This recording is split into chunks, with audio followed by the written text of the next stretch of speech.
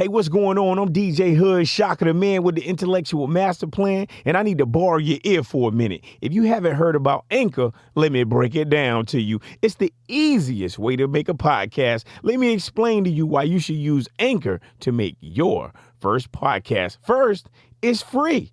They have creation tools that allow you to record and edit your podcast right from your phone or computer. Then, to make it even better, Anchor distributes your podcast across different platforms so it can be heard on Spotify, Apple Podcasts, and many more. If you start a podcast on Anchor, then guess what? You have the opportunity to immediately make money from your podcast. They give you everything you need to make a podcast all in one place. Do you understand what I'm saying? So listen, download the free Anchor app or go to anchor.fm/DJHoodShaka. I want you to start by listening to my latest podcast, Attention Deficit, Hood Analysis. You feel me? Business in the Hood is a podcast dedicated to helping low-income minority men and women entrepreneurs make their business dreams a reality. So we provide useful information that can easily create a desired outcome. So if you're interested in business,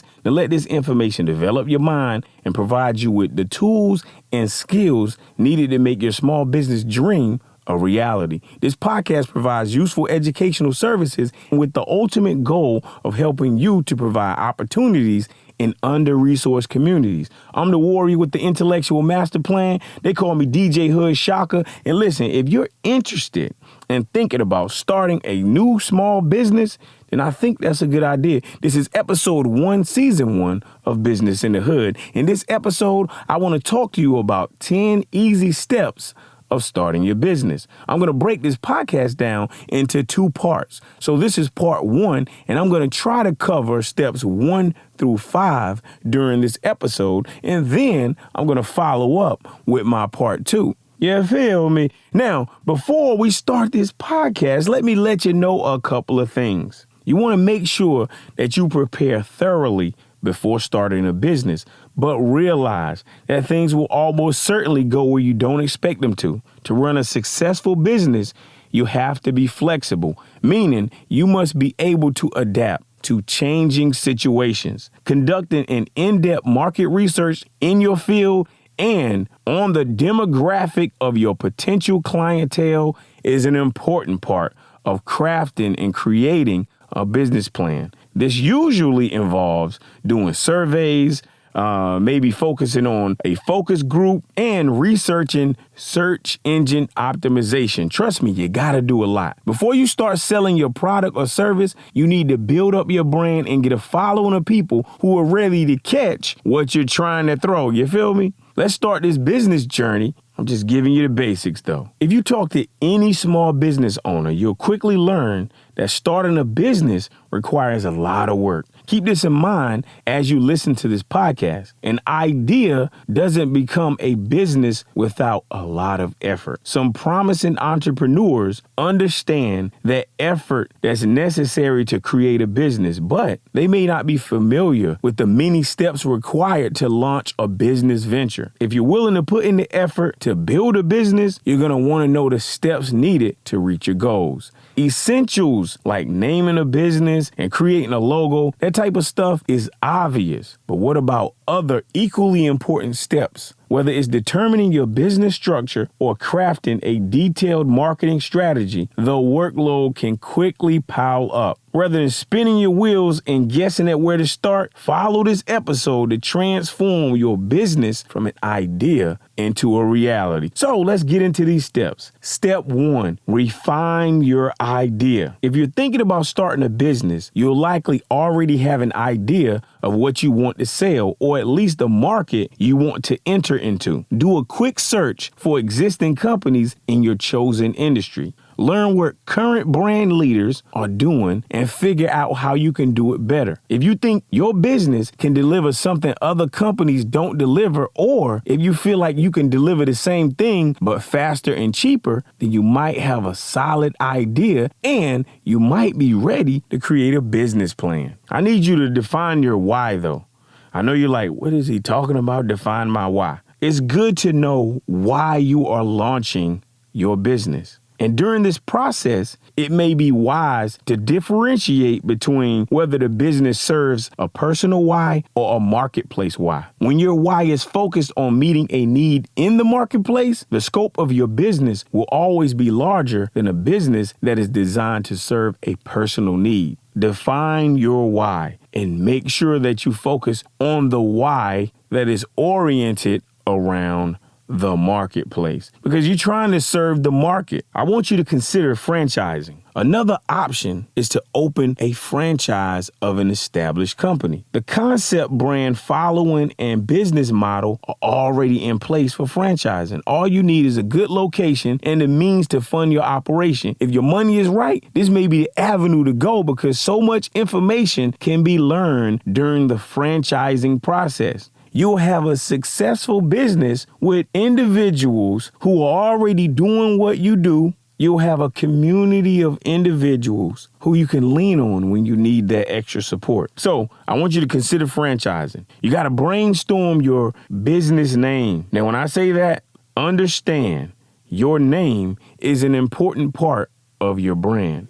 I also want you to clarify your target customers. Too often, people jump into their business without spending time to think about who their customers will be and why they would want to buy from them or hire them. You need to clarify why you want to work with a target group of customers. Remember that you have to define how you will provide value to your customers, and you have to know how to communicate that value in a way that they're willing to pay. The key takeaway of this step 1 is to refine your business idea, identify your why, your target customers, and your business name. Step number 2, write a business plan. Once you have your idea in place, you need to ask yourself a few important questions. What is the purpose of your business? Who are you selling to? What are your end goals? How will you finance your startup costs? These questions can be answered in a well-written business plan. A lot of mistakes are made by new businesses rushing into things without thinking about all of these aspects of business. You need to find your target customer base. Who is going to buy your product or service? If you can't find evidence that there's a demand for your idea, then what would be the point? You got to conduct market research. Conducting thorough market research in your field and demographics of potential clientele is an important part of crafting a business plan. This involves conducting surveys and researching search engine optimization. And of course, you got to look at public data that's available. Market research helps you to understand your target customer. It helps you to understand their needs, their preferences, and consumer behavior, as well as your industry and your competitors. The United States Small Business Administration recommends gathering demographic information and conducting a competitive analysis to better understand opportunities and limitations within your market. So what I want you to do is I want you to Google SWOT analysis. That's a key point right there.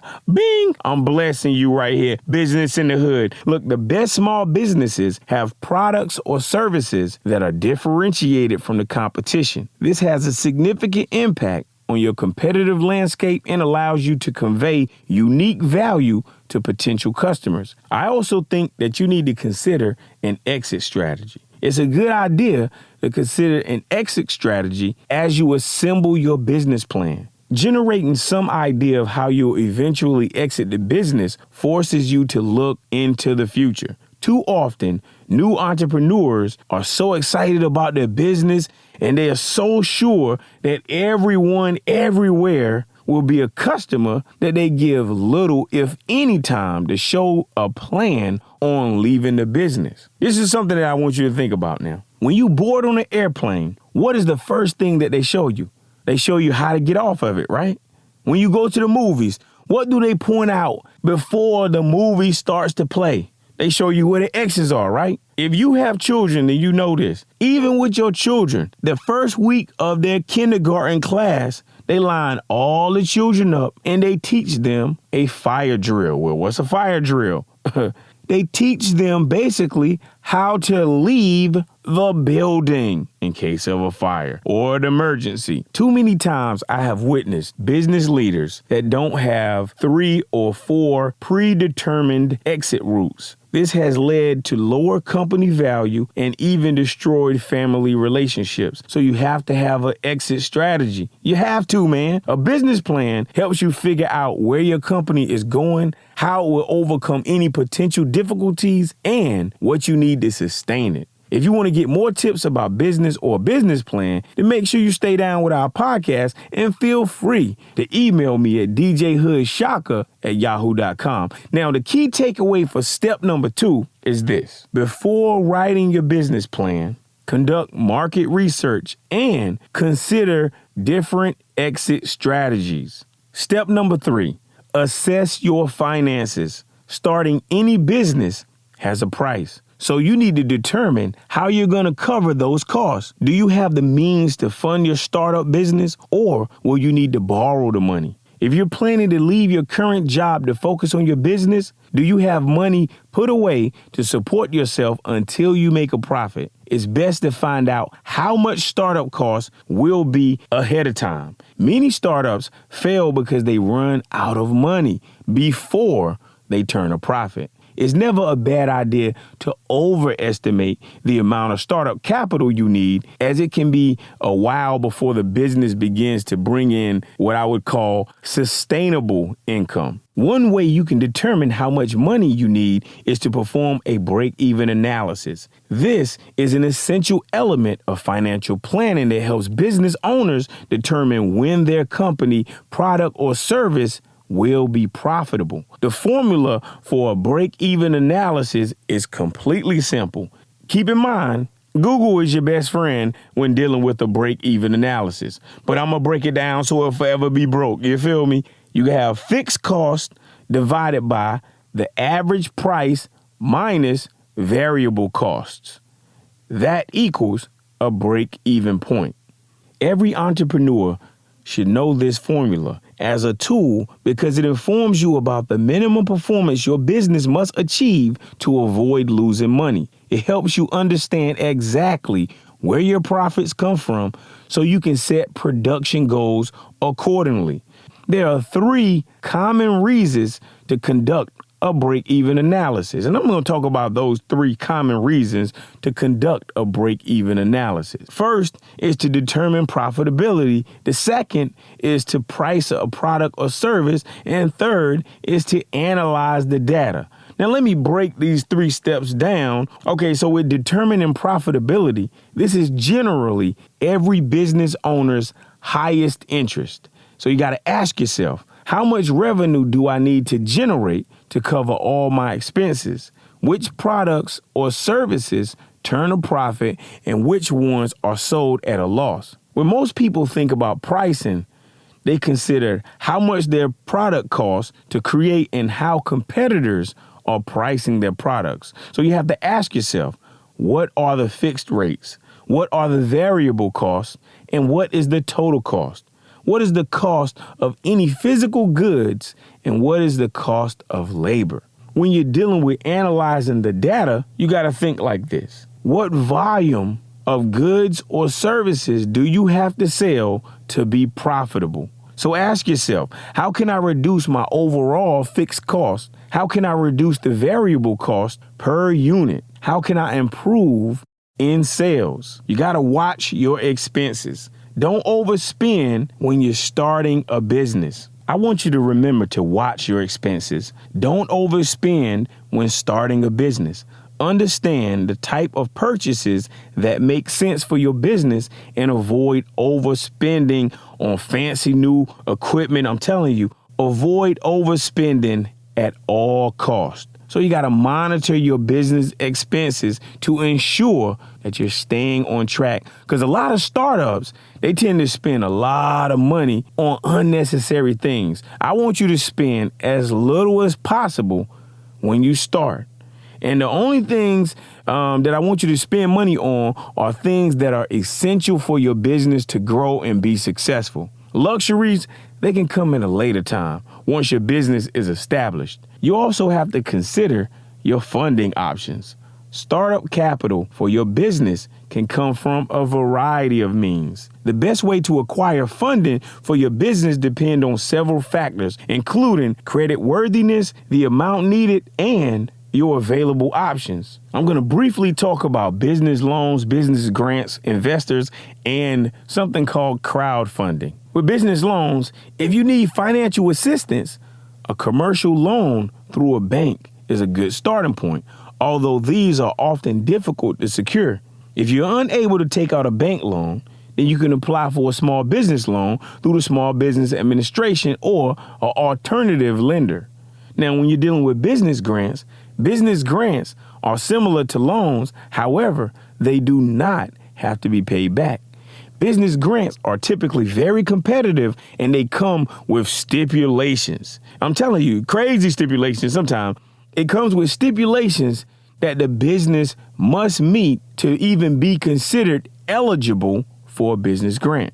So when trying to secure a small business grant, look for ones that are uniquely specific to your situation. They have minority-owned business grants. They have grants for women-owned businesses. They got government grants. It's so many options out there, but you have to do your research. Now, let's talk about investors. Startups requiring significant funding up front may want to bring on an investor. Investors can provide a good amount of needed capital. There's an expectation, though, that the investors will take a hands-on role in running your business. Okay, let's talk about crowdfunding. Alternatively, you could launch an equity crowdfunding campaign to raise smaller amounts of money from multiple backers. Crowdfunding has helped numerous companies in recent years, and there are dozens of reliable crowdfunding platforms designed for different types of businesses. So guess what? You can Google crowdfunding, create a plan of action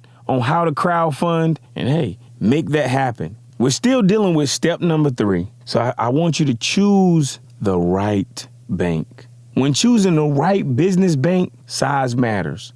I also recommend smaller community banks because they are in tune with the local market conditions and they will work with you based on your overall business profile. Community banks, they're not like big banks that look at your credit score and are super selective at loaning money to small businesses. Small banks want to build a personal relationship with you and ultimately help you if you run into problems and miss a payment. Another good thing about smaller banks is that decisions are made at the branch level, which can be much quicker than big banks where decisions are made at a higher level. Your relationship with your bank is more important than you know. So when choosing a bank for your business, you should ask yourself 3 questions.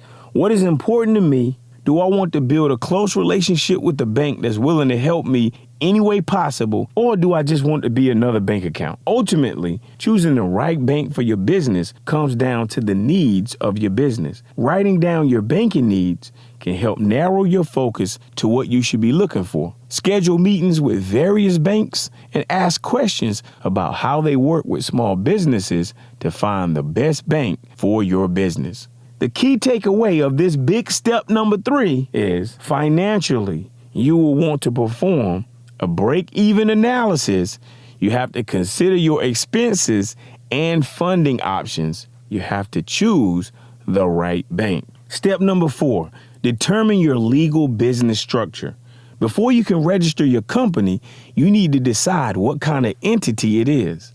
Your business structure legally affects everything from how you file your taxes to your personal liability if something goes wrong. Now, let me talk about legal business structures. You have sole proprietorship, you have a partnership, you have corporation, you have a limited liability company. And in future episodes, I'm going to really get deep down into explaining these legal business structures. But right now, I'm going to give you a brief explanation. So with sole proprietorships, listen, if you own the business entirely by yourself and plan to be responsible for all debts and obligations, you can register for a sole proprietorship. Be warned, though, that this route can directly affect your personal credit. And you have partnerships. Alternatively, A business partnership, as the name implies, means two or more people that are held personally liable as business owners. You don't have to go at it alone if you can find a business partner with complementary skills to your own. It's usually a good idea to add someone into your mix to help your business succeed and flourish. Now, let's talk about corporations. If you want to separate your personal liability from your company's liability, you may want to consider forming one of several types of corporations. You have an S corporation, a C corporation, a B corporation. Although each type of corporation is subject to different guidelines, this type of legal structure generally makes a business a separate entity from its owners, and therefore corporations can own property, assume liability, pay taxes, they can enter contracts, they can sue and be sued like any other individual. Corporations, especially C corporations, are especially suitable for new businesses that plan on going public or seeking funding from venture capitalists in the future. Now, you have a limited liability company. One of the most common structures for small businesses is a limited liability company. However, this LLC is a hybrid structure and has the legal protections of a corporation while allowing for the tax benefits of a partnership. Ultimately, though, it's up to you to determine what type of entity is best for you and for your current needs and future business goals. It's important to learn about the various legal business structures that are available, though. If you're struggling to make up your mind, it's not a bad idea to discuss the decision with someone who's done it before. You could talk to someone who owns a business, or you could talk to a legal advisor. The key takeaway to step number 4 is you have to choose a legal structure like a sole proprietorship, a partnership, a corporation, or an LLC. Step number 5, register with the government and the IRS. You will need to acquire a variety of business licenses before you can legally operate your business. For example, you need to register your business with federal, state, and local governments. There are several documents that you have to prepare before registering. Let's talk about articles of incorporation and operation agreements. To become an officially recognized business entity, you must register with the government. Corporations need articles of incorporation, and normally corporations need an articles of incorporation document, which includes your business name, business purpose, corporate structure, stock details, and other information about your company. Similarly, some LLCs will need to create an operating agreement. Let's talk about doing business as or a DBA. If you don't have articles of incorporation or an operating agreement, you will need to register your business name, which can be your legal name, a fictitious DBA name if you're a sole proprietor, or the name you come up with for your company. You may also want to take steps to trademark your business name for extra legal protection. Most states require that you get a DBA. If you're in a general partnership or a proprietorship operating under a fictitious name, you may need to apply for a DBA certificate. It's best to contact or visit your local county's clerk office and ask about specific requirements and fees. Generally, there's a registration fee involved. Let's talk about Employer Identification Number, or EIN. Now, one of the things that I'm going to talk about before I even elaborate on an EIN is this stuff can be done for free. And people are charging too much money for EIN, and then you're thinking they doing something for you, but they not. They just taking your money. I get so tired of that. Anyway, let me talk about it. After you register your business, you may need to get an employer identification number from the IRS. This is not a requirement for sole proprietorships with no employees, but you may want to apply for one anyway to keep your personal and business taxes separate, or simply to save yourself the trouble later if you decide to hire someone else. The IRS has provided a checklist to determine whether you will need an EIN to run your business. If you do need an EIN, you can register online at irs.gov for free. So you just go to irs.gov and type in EIN number. It will walk you through the process of getting an employer identification number. If you do that and you're not successful and you feel confused, talk to me. Contact me, DJHoodShaka at yahoo.com. I got you. Completely free. If you Google it, though, they charge a lot of money for an employer identification number. But this stuff is for free. But they are charging you because of your lack of knowledge. They take advantage of your lack of knowledge and they charge you. I get it. But listen, man, we can break bread together, but we can also look out for one another. I hope that's not going over your head, but let's talk about income tax forms. You also need to file certain forms to fulfill your federal and state income tax obligations. The forms you need are determined by your business structure. A complete list of forms each type of entity will need can be found on the website of the Small Business Administration. You will need to check your state's website for information on state-specific and local tax obligations. Now, you might be tempted to wing it with a PayPal account and social media platforms, but if you start with a proper foundation, your business will have fewer problems. Let's talk about federal, state, and local licenses and permits. Some businesses may also require federal, state, or local licenses and permits to operate. The best place to obtain a business license is at your local city hall. You can use the SBA's database to search for licensing requirements by state and business type. Businesses and independent contractors in certain trades are required to carry professional licenses. One example of a professional business license is a commercial driver's license, also known as a CDL. Individuals with a CDL are allowed to operate certain types of vehicles, such as buses, tank trucks, and tractor trailers. A CDL is divided into 3 classes, Class A, B, and Class C. You should also check your city and state to find out if you need a seller's permit that authorizes your business to collect sales tax from your customer. It's important to note that these requirements and names vary from state to state. So some people don't call it a seller's permit. Some people call it something else. They may call it a resale permit. They may call it a permit license. But like I said, it varies from state to state. Bottom line is that you can register for a seller's permit through your state's government website. For step number 5, the key takeaway is register key documents like articles of incorporation or an operating agreement, a DBA, employee identification number, income tax forms, and other applicable licenses and permits. You have to be registered. To be recognized, you have to be registered. Because trust me, they have to find a way to tax you. Because, hey, guess what? The government, they have to get their money. They get it off the top. Whew, they gangsters. The Business in the Hood podcast wants everyone to know that low-income minority men and women business owners do not have to be defined by stereotypes. You work tirelessly and sacrifice so much to start and grow your business.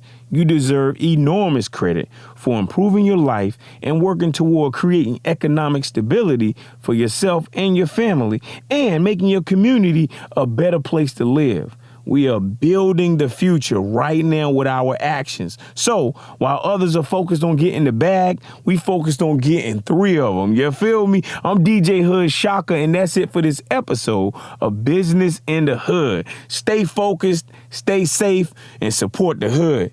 Boom!